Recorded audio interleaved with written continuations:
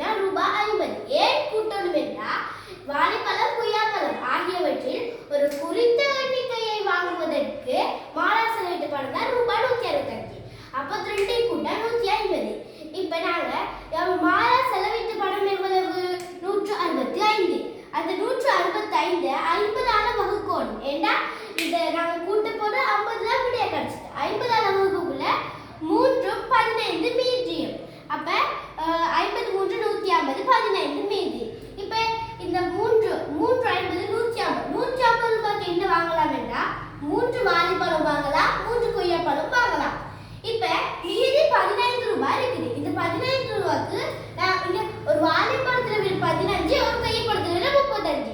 அப்போ நாங்கள் 15 ரூபாய்க்கு ஒரு வாழைப்பழத்தை வாங்கலாம். அப்போ 3 வாழைப்பழம் உண்டு. இப்போ இப்போ நாங்கள் இங்கே 15 ரூபாய்க்கு ஒரு வாழைப்பழம் மட்டும் வாங்கிட்டோம். இப்போ என்கிட்ட மீதி கேட்டிருக்காங்க மாலா வாங்கி வாழைப்பழம்